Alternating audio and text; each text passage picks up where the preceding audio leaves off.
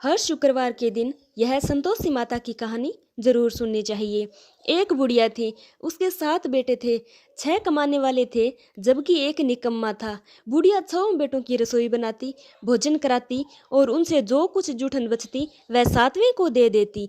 एक दिन वह अपनी पत्नी से बोला, देखो मेरी माँ को मुझ पर कितना प्रेम है। वह बोली, क्यों नहीं, सबका जूठा जो तुमको खिलाती है। वह बोला, ऐसा नहीं हो सकता, मैं जब तक अपनी आंखों से न देख लूं मैं मान नहीं सकता। तो उसकी पत्नी बोली, देख लोगे तब तो मानोगे। कुछ दिन बाद त्योहार आया। घर में 7 प्रकार के भोजन और चूरमे के लड्डू बने। वह जांचने के लिए सिर दुखने का बहाना कर पतला वस्त्र सिर पर ओढ़कर रसोई में सो गया।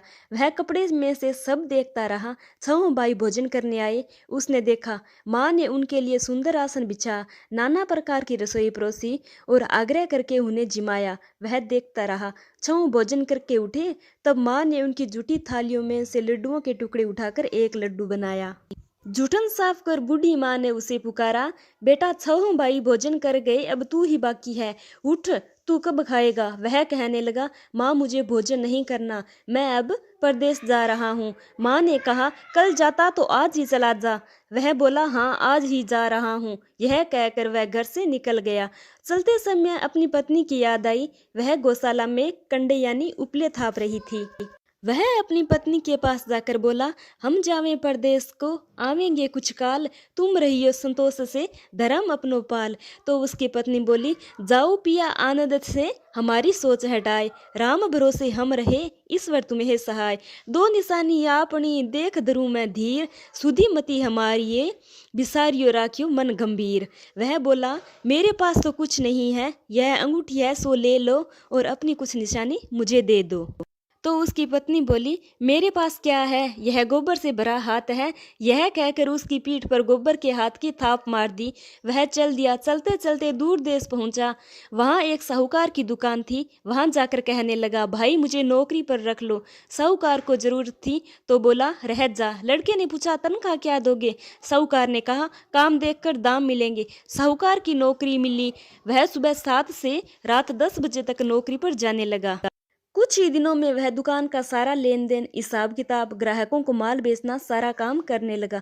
साहूकार के 7-8 नौकर थे, वे सब चक्कर खाने लगे। यह तो बहुत होशियार बन गया है। सेठ ने भी काम देखा और 3 महीने में ही उसे आधे मुनाफे का हिस्सेदार बना दिया। वह कुछ वर्ष में ही नामी सेठ बन गया और मालिक सारा कारोबार उस पर छोड़कर चला गया।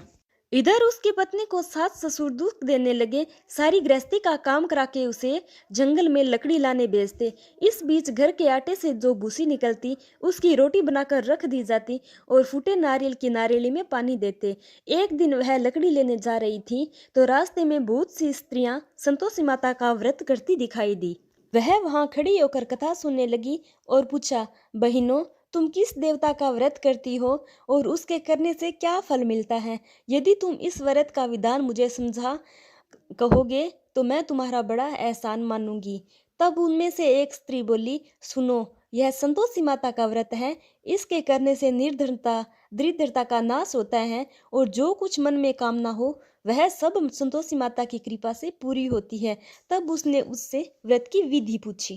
वह भक्तिन स्त्री बोली, 1.25 आने का गुड़ चना लेना, इच्छा हो तो 5.25 आने का लेना या 1.25 रुपये का भी सहूलियत के अनुसार लाना। बिना परेशानी और श्रद्धा व प्रेम से जितना बन पड़े सवाया लेना। प्रत्येक शुक्रवार को निराहार रहकर कथा सुनना। इसके बीच कर्म नहीं टूटे। लगातार नियम का पालन करना। अगर सुनने वाला कोई ना मिले तो घी का दीपक जलाकर उसके आगे या जल के पात्र को सामने रखकर कथा कहना। जब कार्य सिद्ध न हो तो नियम का पालन करना और कार्य सिद्ध हो जाने पर व्रत का उद्यापन करना। 3 मास में माता फल पूरा करती है। यदि किसी के ग्रह खोटे भी हो तो भी माता वर्ष भर में कार्य सिद्ध करती है। फल सिद्ध होने पर उद्यापन करना चाहिए, बीच में नहीं। उद्यापन में 2.5 सेर आटे का खाजा तथा इसी परिमाण से खीर तथा चने का साग करना। 8 लड़कों को भोजन कराना। जहाँ तक मिले देवर जेठ भाई बंधु के हो और न मिले तो रिश्तेदारों और आस पड़ोसियों को भी बुलाना। उन्हें भोजन कराकर यथाशक्ति दक्षिणा दे माता का नियम पूरा करना। उस दिन घर में खटाई न खाना। यह सुन बुढ़िया के लड़के की बहू चल दी। रास्ते में उसने लकड़ी के बोझ को बेच दिया और उन पैसों से गुड़ चना ले माता के व्रत की तैयारी कर आगे चली और सामने मंदिर देखकर पूछने लगी, यह मंदिर किसका है? सब कहने लगे, संतोषी माता का मंदिर है। यह सुनकर माता के मंदिर में जाकर चरणों में लौटने लगी, दीन हो विनती करने लगी, माँ मैं निपट अज्ञानी हूँ, व्रत के कुछ भी नियम नहीं जानती हूँ, मैं दुखी हूँ।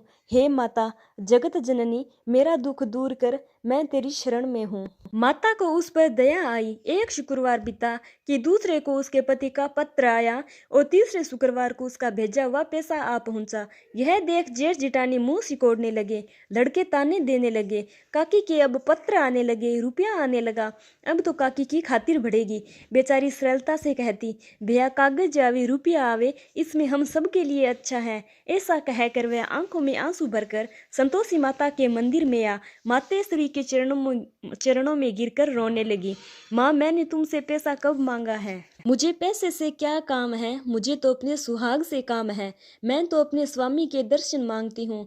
तब माँ ने प्रसन्न होकर कहा, जा बेटा तेरा स्वामी आएगा। यह सुनकर खुशी से बावली होकर घर में जा काम करने लगी। अब संतोषी माँ विचार करने लगी, इस भोली पुत्री को मैंने कह तो दिया कि तेरा पति आएगा, लेकिन कैसे? वह तो इसे सौपन में भी याद नहीं करता। उसे याद दिलाने को मुझे ही जाना पड़ेगा। इस तरह माताजी उस बुढ़िया के बेटे के पास जा सौपन में प्रकट होकर कहने लगी, साहूकार के बेटे सो रहा है या जागता है? वह कहने लगा, माता सोता भी नहीं जागता भी नहीं हूँ, कहो क्या आज्ञा है? माँ कहने लगी, तेरे घर बार कुछ है कि नहीं? वह बोला, मेरे पास सब कुछ है, माँ बाप है, बहू है, क्या कमी है? माँ बोली, भोले पुत्र तेरी बहू घोर कष्ट उठा रही है, तेरे माँ बाप उसे परेशानी दे रहे हैं, वह तेरे लिए तरस रही है, तू उसकी सुध ले। वह बोला, हाँ माताजी यह तो मालूम है, परंतु जाऊं तो कैसे? परदेश की बात है, लेन देन का कोई हिसाब नहीं, कोई जाने का रास्ता नहीं आता, कैसे चला जाऊं? माँ कहने लगी, मेरी बात मान, सवेरे नहा धोकर संतोषी माता का नाम ले, घी का दीपक जला, दंडवत कर दुकान पर जाकर बैठ जा। देखते देखते सारा लेन देन चुक जाएगा, जमा का माल बिक जाएगा, सांझ होते होते धन का भारी ढेर लग जाएगा। उसने अपने सौपन की बात एक बूढ़े आदमी को बताई तो उसने कहा, जैसा तुझे सपने में कहा है संतोषी माता ने वैसा कर। तो उसने बूढ़े की बात मानकर नहा धोकर संतोषी माता को दंडवत कर घी का दीपक जलाकर दुकान पर बैठ गया। थोड़ी देर में ही देने वाले रुपया लाने लगे और लेने वाला हिसाब लेने लगे। कोठे में भरे सामान के खरीददार नगद दाम दे सौदा करने लगे। शाम तक धन का भारी ढेर लग गया। मन में माता का नाम ले चमत्कार देख प्रसन्न होकर घर ले जाने के वास्ते गहना कपड़ा सामान खरीदने लगा। यह काम से निपट तुरंत घर को रवाना हुआ। उधर उसकी पत्नी जंगल में लकड़ी लेने जाती, लौटते वक्त माताजी के मंदिर में विश्राम करती। वह तो उसके प्रतिदिन रुकने का जो स्थान ठहरा। धूल उड़ती देख वह माता से पूछती, हे माता यह धूल कैसे उड़ रही है? माता कहती, हे पुत्री तेरा पति आ रहा है, अब तू ऐसा कर लकड़ियों के 3 बोझ बना ले, एक नदी के किनारे रख और दूसरा मेरे मंदिर पर और तीसरा अपने सिर पर। तेरे पति को लकड़ियों का गट्ठर देख मोह पैदा होगा, वह यहाँ रुकेगा, नाश्ता पानी खाकर माँ से मिलने जाएगा। तब तू लकड़ियों का बोझ उठाकर जाना और चौक में गट्ठर डालकर जोर से आवाज लगाना, लो सासू जी लकड़ियों का गट्ठर लो, भूसी की रोटी दो, नारियल के खेपड़े में पानी दो, आज मेहमान कौन आया है। माता से बहुत अच्छा कहकर वह प्रसन्न मन से लकड़ियों के 3 गट्ठर बनाई, एक नदी के किनारे पर और एक माताजी के मंदिर पर रखा। इतने में मुसाफिर आ पहुंचा। सूखी लकड़ी देख उसकी इच्छा उत्पन्न हुई कि हम यहीं पर विश्राम करें और भोजन बनाकर खा पी कर गाँव जाएं। इसी तरह रुक कर भोजन बना, विश्राम करके गांव को गया, सबसे प्रेम से मिला। उसी समय सिर पर लकड़ी का गट्ठर लिए वह उतावली सी आती है, लकड़ियों का भारी बोझ आंगन में डालकर जोर से 3 आवाज देती है, लो सासू जी लकड़ियों का गट्ठर लो, भूसी की रोटी दो, आज मेहमान कौन आया है। यह सुनकर उसकी सास बाहर आकर अपने दिए हुए कष्टों को बुलाने हेतु कहती है, बहू ऐसा क्यों कहती है, तेरा मालिक ही तो आया है, आ बैठ, मीठा भात खा, भोजन कर, कपड़े गहने पहन। उसकी आवाज सुन उसका पति बाहर आता है और अंगूठी देखकर व्याकुल हो जाता है और अपनी माँ से पूछता है, माँ यह कौन है? तो माँ बोली, बेटा यह तेरी बहू है, जब से तू गया है तब से सारे गांव में भटकती फिरती है, घर का कामकाज कुछ नहीं करती, 4 पहर आकर खा जाती है। वह बोला, ठीक है माँ, मैंने इसे भी देखा है और तुम्हें भी, अब दूसरे घर की चाबी दो, मैं उसमें रहूंगा। माँ बोली, ठीक है, जैसी तेरी मर्जी। तब वह दूसरे मकान की तीसरी मंजिल का कमरा खोल सारा सामान जमाया। एक दिन में राजा के महल जैसा ठाट पाट बन गया। अब क्या था, बहुत सुख भोगने लगी। इतने में शुक्रवार आया। उसने अपने पति से कहा, मुझे संतोषी माता के व्रत का उद्यापन करना है। पति बोला, खुशी से कर लो। वह उद्यापन की तैयारी करने लगी। जिठानी के लड़कों को भोजन के लिए कहने गई। उन्होंने मंजूर किया, परंतु पीछे से जिठानी ने अपने बच्चों को सिखाया, देखो भोजन के समय खटाई मांगना, जिससे उसका उद्यापन पूरा न हो। उसके जेठ जिठानी के लड़के जीमने आए। खीर खाना पेट भर खाया, परंतु बाद में ही खाते ही कहने लगे, हमें खटाई दो, खीर हमको भाता नहीं, देखकर अरुचि होती है। वह कहने लगी, भाई खटाई किसी को नहीं दी जाएगी, यह तो संतोषी माता का प्रसाद है। लड़के उठ खड़े हुए और बोले, पैसे लाओ। भोली बहू कुछ नहीं जानती थी, उन्हें पैसे दे दिए। लड़के उसी समय हट करके इमली खटाई ले खाने लगे। यह देखकर बहू पर माताजी ने कोप किया। राजा के दूत उसके पति को पकड़कर ले गए। जेठ जेठानी मन माने वचन कहने लगे, लूट लूट कर धन इकट्ठा कर लाया है, अब सब मालूम पड़ जाएगा जब जेल की मार खाएगा।